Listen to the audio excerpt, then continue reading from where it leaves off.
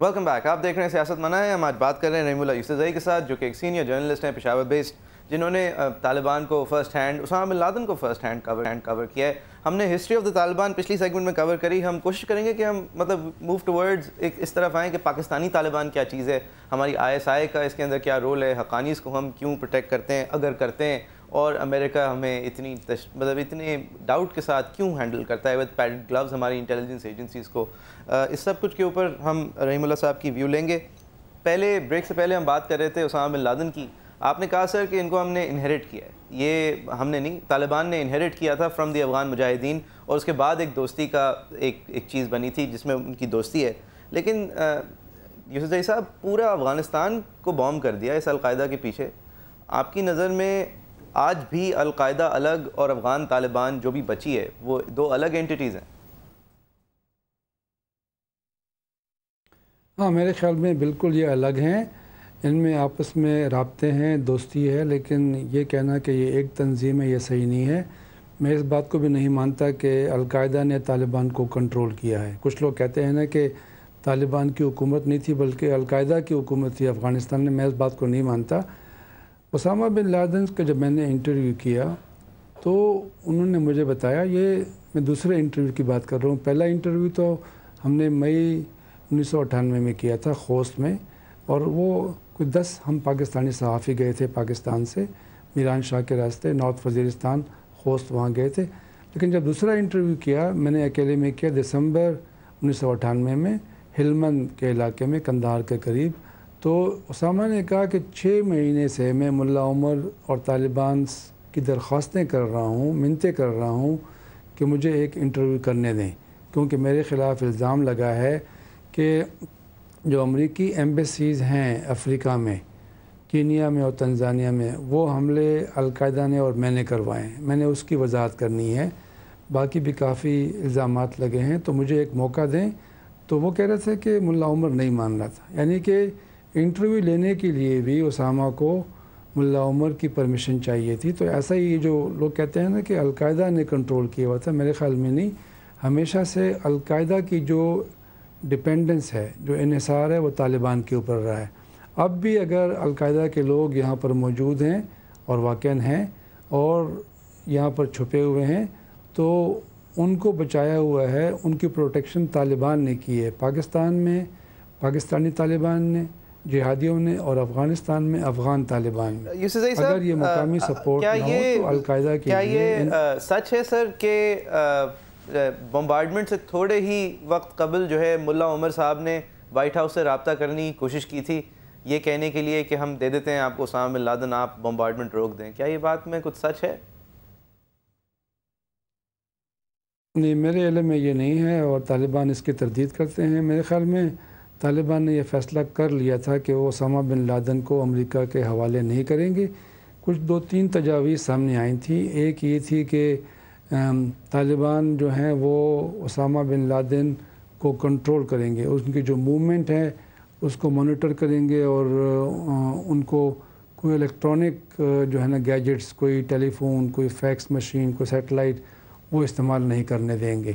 دوسری یہ تجویز تھی کہ اسامہ کا کسی تھرڈ کنٹری میں، کسی اور ملک میں، تیسرے ملک میں اس کے اوپر مقدمہ چلایا جائے. ایک تجویز طالبان نے یہ دی کہ جو علماء ہیں، جو علماء ہیں کچھ اس میں افغان علماء ہوں یا کسی اور ملک کے ہوں، سعودی عرب کے ہوں، وہ ان کا فیصلہ کریں، وہ ان کے اوپر مقدمہ چلائیں. اس طرح کی باتیں ہوئی تھیں. لیکن امریکہ نے یہ بات نہیں مانی. امریکہ نے کہا کہ نہیں، اس کو ہمارے حوالے کیا جائے. طالبان نے انکار کر دیا. اور آپ دیکھیں کہ اسامہ کو بچاتے ہوئے طالبان نے اپنے اقتدار کی قربانی دی اور اپنی جانوں کی قربانی دی. میرے خیال میں کسی ایک شخص کے لیے اتنی بڑی قربانی ایک حکومت کی طرف سے، ایک تحریک کی طرف سے، مجھے اس کا علم نہیں ہے. تو طالبان تو میرے خیال میں جب انہوں نے فیصلہ کر لیا تھا تو یہ ناممکن تھا کہ وہ پھر امریکہ سے کہتے کہ آپ بمباری مت کریں اور اسامہ ہم آپ کے حوالے کر دیں گے. میرے خیال میں ملا عمر نے جب مجھ سے کہا، میں نے ان سے پوچھا یہ بات، تو ملا عمر نے کہا کہ میں افغان ہوں اور میں مسلمان ہوں. میں کبھی بھی اپنے جو میرا ایک گیسٹ ہے، مہمان ہے اور میرے ہاں آیا ہوا ہے، پناہ لی ہے، اور مجھے یقین نہیں ہے کہ اس نے ایسی حرکت کی ہے. اس کو یقین نہیں تھا ملا عمر کو. قطع کلامی کی معذرت سر، ہماری لنک کی تھوڑی سی ڈیلے ہے، تو سر مجھے پوچھنا یہ ہے کہ جب یہ بات صحیح ہے ملا عمر نے یہ کہا، لیکن اس وقت پھر یہ نہیں تھا کہ ملا عمر جو تھے وہ بڑے رحم دل ہوئے تھے اسامہ بن لادن سے، لیکن باقی طالبان کے جو بھی نمائندے تھے سینئر وہ اس بات کے خلاف تھے، تو ایک رفٹ تھی اس وقت طالبان میں؟ نہیں دیکھیں، ملا عمر نے یہ فیصلہ کیا تھا کہ بجائے خود وہ اس کا فیصلہ کریں اسامہ کے بارے میں، اس نے 1000 تقریباً علماء پورے افغانستان سے ان کو قندھار بلایا اور یہ سوال ان کے سامنے رکھا کہ آپ فیصلہ کریں کہ اسامہ بن لادن کے بارے میں کیا فیصلہ کیا جائے. اور علماء کے کنونشنر نے یہ فیصلہ کیا کہ ہم اسامہ بن لادن سے کہیں گے کہ وہ کہیں اور چلے جائیں، اگر کوئی ان کو پناہ ملتی ہے کسی اور ملک میں تو ہم ان سے تعاون کریں گے، ان کی امداد کریں گے اور ان کو وہاں جانے دیں گے. یہ فیصلہ ہوا تھا. اور پھر ملا عمر نے اسامہ کو بلایا، یہ فیصلہ ان کو سنایا. اسامہ نے کہا کہ میں کوشش کرتا ہوں، اگر مجھے کہیں اور پناہ ملتی ہے تو میں نکل جاؤں گا. لیکن ظاہر ہے اس کو اور کہاں پناہ ملنی تھی، کوئی ملک بھی اسامہ کو لینے کے لیے تیار نہیں تھا، اور پھر مجبوراً طالبان نے ان کو رہنے دیا. یہ فیصلہ میرے سامنے ہوا تھا، میں قندھار میں تھا. صحیح. یوسف زئی صاحب، اب ایک بات بتائیے، آپ نے آئی ایس آئی کے بارے میں لکھا ہے کہ یہ کہنا کہ آئی ایس آئی نے پالا تھا ملا عمر کو اور بنایا تھا طالبان کی تحریک کو، یہ غلط ہے، بلکہ حقائق کچھ ایسے ہیں کہ ملا عمر جانتا بھی نہیں تھا کہ آئی ایس آئی کون ہے، آئی ایس آئی جانتی بھی نہیں تھی کہ ملا عمر کون ہے. کیا یہ بات سچ ہے سر؟ دیکھیں، یہ شروع کی باتیں ہیں. جب طالبان تحریک سامنے آئی تو میں پہلا صحافی تھا جو قندھار پہنچا. میں نے ملا عمر کا انٹرویو کیا. وہ شورا کا اجلاس ہو رہا تھا گورنر ہاؤس قندھار میں، میرے سامنے میری موجودگی میں ٹیلی فون اسلام آباد سے آیا تھا اور ملا عمر بیٹھا ہوا تھا. ان کے شورا کے لوگ تھے، ملا ربانی، ملا ایسا سب تھے. تو وہاں پہ جب ٹیلی فون اٹھایا گیا، ایک طالب نے اٹھایا تو اس نے کہا کہ آئی ایس آئی کے کوئی جرنیل ہیں اور ان کا نام افتخار حسین شاہ ہے، وہ بات کرنا چاہ رہے ہیں. اور میرے سامنے ملا عمر نے کہا کہ میں نے بات نہیں کرنی. اس نے کہا کہ پہلے ہی ہمارے اوپر یہ الزام ہے کہ ہم آئی ایس آئی کے بندے ہیں، ان کے لوگ ہیں، تو میں بات نہیں کروں گا. تو میرے خیال میں آئی ایس آئی کو یہ بعد میں علم ہوا کہ طالبان کی تحریک سامنے آئی ہے، طالبان کی تحریک آگے بڑھ رہی ہے. بعد میں ان کے رشتے بنے ہیں، بعد میں یقیناً آئی ایس آئی نے طالبان کی مدد کی ہے. لیکن شروع میں میرے خیال میں طالبان کی تحریک اس لیے سامنے آئی کہ لوگ افغان مجاہدین سے تنگ آئے ہوئے تھے. افغان مجاہدین نے بڑا ظلم کیا تھا، آپس میں ان کی خانہ جنگی تھی. قندھار میں مجھے یاد ہے 5 مختلف کمانڈر تھے، انہوں نے قندھار شہر کو کنٹرول کیا ہوا تھا. اور وہاں پہ یہی صورتحال کابل میں تھی، یہی خوست میں تھی، یہی ہر جگہ پہ تھی.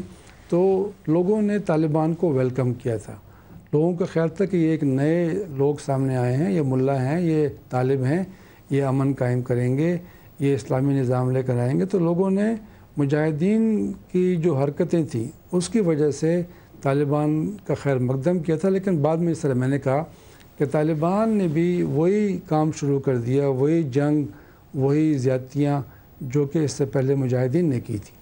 صحیح. یوسف زئی صاحب، ہم اگر یہ ریپ اپ کریں یہ افغان طالبان کی ہسٹری، اور اب موو آن کرنے کی کوشش کریں گے ایک بریک کے بعد کہ یہ پاکستانی طالبان کیا چیز ہے اور کیا ان کو ہم نے بنایا ہے، اور کیا یہ پاکستان بیت اللہ مسعود جیسے لوگوں کو تقویت ہم نے ان کے بارے میں بات کر کے دی اور القاعدہ کی طرف یا افغان طالبان کی طرف دھکیلا، یا پھر یہ واقعی میں ایک تنظیم تھی جو کہ ہمیشہ سے پاکستان کے تھرو کام کر رہی تھی اور پھر انہوں نے سوچا کہ بندوقیں اب پاکستان کی طرف موڑ لیں. آپ دیکھ رہے ہیں سیاست منائے. آپ ہی کیا رائے آپ ہمیں لکھ کے بھیج سکتے ہیں smh@cnbcpakistan.com. یہ جو پاکستانی طالبان ہیں، جہادی ہیں، انہوں نے کچھ افغان طالبان کو یا القاعدہ کے لوگوں کو پاکستان میں پناہ دی تھی، یہ بھی ایک تھا. تو یہ ان کے رشتے تو ہیں، لیکن میرے خیال میں افغان طالبان نے اپنے آپ کو ہمیشہ، جو میری اطلاع ہے، افغانستان تک محدود رکھا ہے.